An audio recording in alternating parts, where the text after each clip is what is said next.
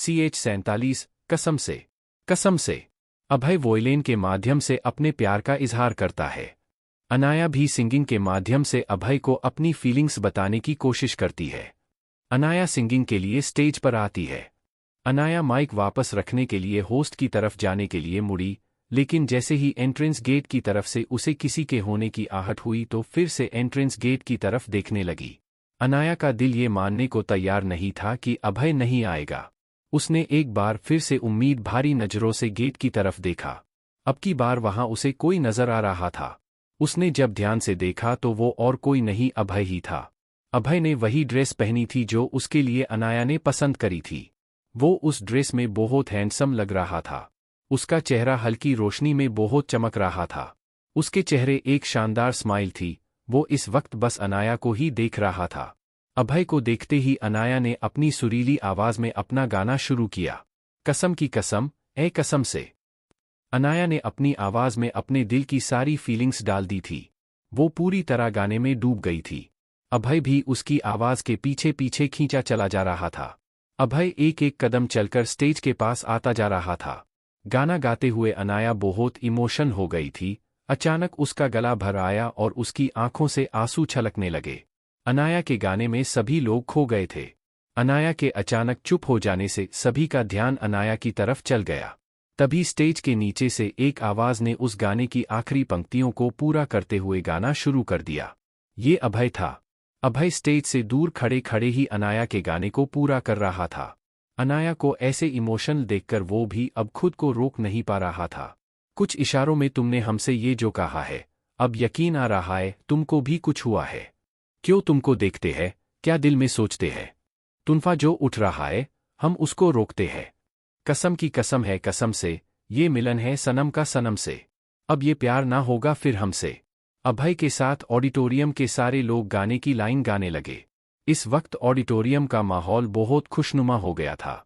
हर कोई अभय और अनाया के प्यार की गवाही दे रहा था। ये देखकर अनाया ने भी गाने को खत्म करते हुए कहा, कसम की कसम है कसम से, हमको प्यार ही सिर्फ तुमसे। अनाया की आंखों में अभय के लिए प्यार हर किसी को दिखाई दे रहा था। अभय को भी अब समझ आ गया था कि अनाया उससे कितना प्यार करती है और उसने आज अपने प्यार का इजहार इतने लोगों के सामने किया है। अभय ने अनाया के सामने अपने दोनों हाथ खोल दिए। ये देखकर अनाया भी खुद को रोक नहीं पाई और दौड़कर अभय की बाहों में समा गई। ये नज़ारा देखकर बहुत सारे लोगों की आंखें भर आई। ऑडिटोरियम में अभय और अनाया के लिए शोर गूंजने लगा। Best couple, made for each other, Heer और राजा। सभी लोग अलग अलग तरह से उन्हें चीयर करने लगे। सबसे ज्यादा अगर कोई खुश था वो दिशान और पलक थे। उन्होंने ऐसा कपल पहली बार देखा था जो इतने लोगों के सामने अपने प्यार का इजहार कर सके। अभय और शनाया अभी तक एक दूसरे की बाहों में ही खोए हुए थे। तभी होस्ट ने अनाउंस किया, दी विनर इज अनाया। ये सुनकर अभय और अनाया होश में आए और एक दूसरे से अलग हुए। वो दोनों एक साथ बहुत क्यूट लग रहे थे। उन्हें ऐसे देखकर होस्ट ने कहा, Anaya and Abhay, we are happy to see you as a couple, our blessings for your new journey of love. ये सुनकर अनाया शर्मा गई और वो दौड़कर स्टेज के पीछे चली गई। अनाया भागते हुए गार्डन में चली गई और वहां लगी एक टेबल पर जाकर बैठ गई। उसे विश्वास नहीं हो रहा था कि अभी अभी क्या हुआ था। कल तक वो सिर्फ यही सोच रही थी कि वो कैसे अभय को अपनी फीलिंग्स बताएगी, और आज वो और अभय एक साथ थे। अनाया को ये सब एक सपना जैसा लग रहा था। उसे बहुत ज्यादा अच्छी फीलिंग हो रही थी। वो खुशी से झूमना चाहती थी। उसकी आंखों में खुशी के आंसू भर आए थे। तभी अनाया को वहां किसी के होने का आभास हुआ। अनाया ने पीछे मुड़कर देखा तो वहां अभय खड़ा था। अभय इस समय बहुत प्यार से अनाया को देखकर स्माइल कर रहा था। वो धीरे धीरे चलकर उसके पास आया। उसने बहुत प्यार से अनाया के गालों से आंसू पोंछे। अनाया की आंखें बिल्कुल मोतियों की तरह चमक रही थी। अभय को अपने पास देखकर अनाया फिर से उसके गले लग गई। अभय ने भी उसे अपनी बाहों में समा लिया। वो दोनों एक दूसरे के साथ बहुत कंफर्टेबल फील कर रहे थे। अनाया बस अभय की बाहों में समा जाना चाहती थी। उसे इस वक्त बहुत अच्छा महसूस हो रहा था। उसे ऐसे देखकर अभय ने उसे कसकर अपनी बाहों में कस लिया। अभय ने ऐसे ही उसे गले लगाए हुए कहा, अनाया आप खुश हैं ना? अनाया की आंखों से बहते आंसू से अभय की शर्ट भीगने लगी थी। उसे ये फील हो रहा था। उसने आगे कहा, क्या आप खुश नहीं है? ये सुनकर अनाया ने उसके सीने पर से अपना चेहरा हटाया और वो अभय को देखने लगी। अभय ने फिर से उसके आंसुओं को साफ किया और कहा, आप रो क्यों रही है अनाया, क्या आप खुश नहीं है? मुझे उम्मीद नहीं थी कि मैं अपनी फीलिंग्स आपको बता पाऊंगी। अनाया ने कहा, अगर आप नहीं भी बताती तब भी मैं आपसे इतना ही प्यार करता और हमेशा आपका इंतजार करता।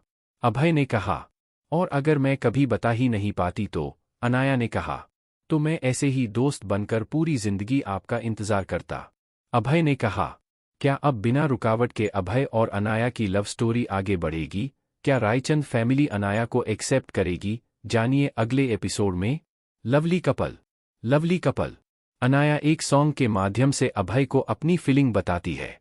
अनाया इमोशन हो जाती है। अभय अनाया के सॉन्ग को कंप्लीट करता है। अभय कहता है कि वो जीवन भर अनाया का वेट करता। ये सुनकर अनाया की आंखों से एक बार फिर आंसू छलक गया। ये देखकर अभय ने आंसू पोंछते हुए कहा, बस अनाया, अगर आप ऐसे ही रोती रहोगी तो मैं भी रोना शुरू कर दूंगा। हा हा हा हा हा हा। ये सुनकर अनाया की हंसी निकल गई। उसने अभय से अलग होकर अपने रुमाल से अपना चेहरा ठीक किया। अब ठीक है ना? अनाया ने कहा। अभय ने अनाया के बाल जो चेहरे पर आ रहे थे उन्हें अपनी उंगली से उसके कान के पीछे किया और कहा, हाँ अब ठीक है। ये देखकर अनाया शर्मा गई और उसने अपना चेहरा दूसरी तरफ घुमा लिया और अपने हाथों से ढक लिया। अभय ने भी अनाया ऐसे ही पीछे से अपनी बाहों में ले लिया। उसने धीरे से अनाया के कान के पास कहा, आई लव यू अनाया, क्या आप मेरी लाइफ पार्टनर बनोगी? ये सुनकर अनाया का दिल पिघल गया। उसने अपने भरे हुए गले से कहा, अभय, आज से पहले मैंने ये एहसास कभी फील नहीं किया है। सच में आप कभी मुझसे दूर तो नहीं होंगे ना? अनाया, मैं प्रॉमिस करता हूं, मैं अपनी आखिरी सांस तक आपको खुद से कभी दूर नहीं होने दूंगा। इस दुनिया की कोई ताकत हमें एक दूसरे से अलग नहीं कर सकती। अभय ने कहा। आई लव यू टू अभय, अनाया ने कहा। उसे ऐसा लग रहा था जैसे उसका दिल बिल्कुल हल्का हो गया था। ओहो, माउंट कॉलेज का सबसे पॉपुलर कपल, अरे पूरे कॉलेज में सिर्फ तुम दोनों की ही बातें हो रही है, दिशान ने कहा। वो पलक के साथ यहीं आ रहा था। उसकी बात सुनकर अभय और अनाया तुरंत एक दूसरे से अलग हो गए। लेकिन अभय ने फिर अनाया का हाथ पकड़ लिया और उसकी तरफ स्माइल करके देखने लगा। अनाया को भी ऐसा महसूस हो रहा था कि जैसे अब अभय उसे ये कह रहा था कि वो उसका हाथ अब कभी नहीं छोड़ेगा। सच में यार पलक, और मैं बहुत खुश है, दिशान ने कहा। अभय उसे स्माइल करके देखने लगा। पलक अनाया का हाथ पकड़कर उसे कुछ देर ले गई।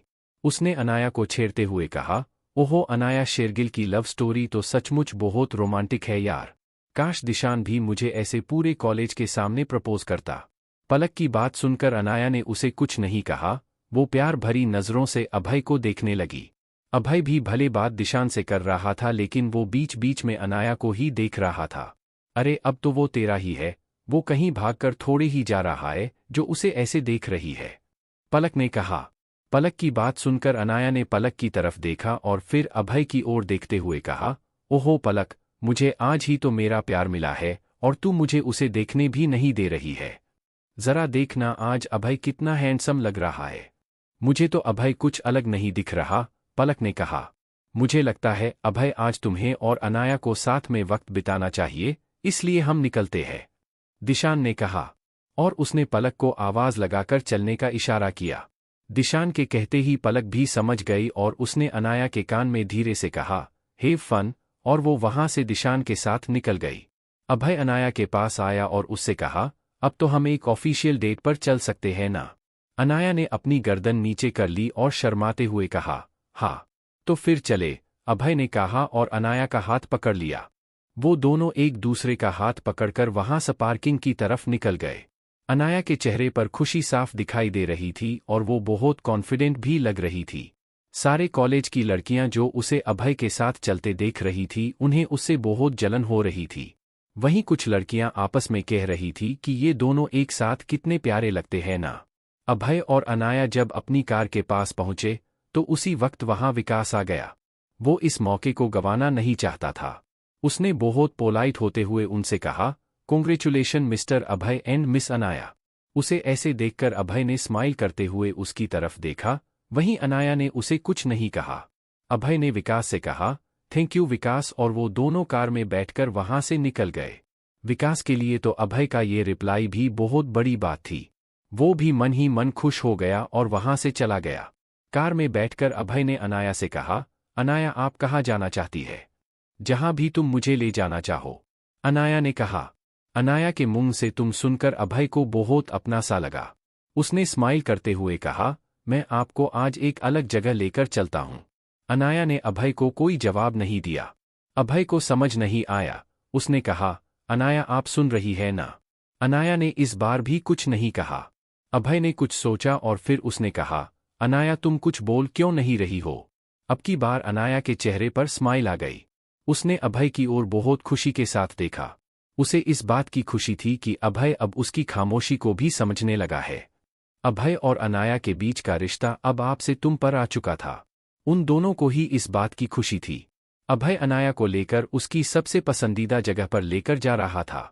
शहर से बाहर निकलने पर अनाया के मन में क्यूरियोसिटी होने लगी कि अभय आखिर उसे कहाँ लेकर जा रहा है। अभय ने भी उसके चेहरे के एक्सप्रेशन को पढ़ लिया था।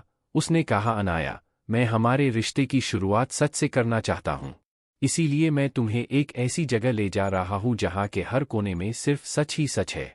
कहाँ ले जाएगा अभय अनाया को, जानिए अगले एपिसोड में। अभय की रियलिटी। अभय और अनाया एक दूसरे को हग करके खड़े रहते हैं। दिशान आकर उन्हें विश करता है। अभय और अनाया कॉलेज से बाहर निकलते हैं। थोड़ी देर में अभय ने जंगल के पास एक कच्चे रास्ते के साइड में अपनी कार खड़ी कर दी और वो कार से बाहर आ गया। अभय अनाया को अपने गुरुजी के आश्रम ले जाना चाहता था। वो वहां उसे अपनी लाइफ की सारी सच्चाई बताना चाहता था। अभय ने अनाया की साइड का गेट खोलकर उसे कार से बाहर निकलने के लिए कहा, आओ अनाया, हमें यहां से कुछ दूर चलकर जाना पड़ेगा। अनाया भी जल्दी से निकल गई और उसके साथ चलने लगी। अभय जानता था कि अनाया इतनी दूर चलकर नहीं जा पाएगी, इसलिए थोड़ी दूर जाते ही अभय ने अनाया को अपनी गोद में उठा लिया। अनाया को वो रात याद आ गई जब अभय ने उसे भेड़ियों से बचाया था। वो बहुत आराम से अभय की गोद में थी। थोड़ी ही देर में वो आश्रम तक पहुंच गए। वहां पहुंचते ही अभय ने अनाया को गोद से नीचे उतार दिया। वहां नजारा देखकर अनाया अभय को बहुत क्यूरियोसिटी के साथ देखने लगी। उसे वहां एक अलग ही तरह की एनर्जी फील हो रही थी। अभय भी उसके मन की बात समझ सकता था। उसने कहा, अनाया ये मेरे गुरुजी का आश्रम है। तुम्हारे गुरुजी? अनाया ने कहा। वो बहुत हैरान थी। अनाया मेरी जिंदगी के बारे में तुम कुछ नहीं जानती हो। आज मैं तुम्हें अपने बारे में सब कुछ बताना चाहता हूँ। अभय की बात सुनकर अनाया अभय को बहुत ध्यान से देखने लगी। वो सच में ही अभय के बारे में कुछ भी तो नहीं जानती थी। अभय ने अनाया का हाथ पकड़ा और उसे आश्रम के अंदर ले गया। उसने अनाया को अपने गुरुजी की तस्वीर दिखाई और उनके सामने प्रणाम किया। फिर वो अनाया को लेकर बाहर गार्डन में आ गया और वहां एक जगह पर बैठ गया।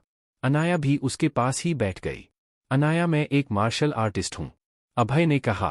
क्या मार्शल आर्टिस्ट? अनाया ने हैरानी से कहा। हाँ अनाया, मैंने यहीं अपने गुरुजी से मार्शल आर्ट की ट्रेनिंग ली है।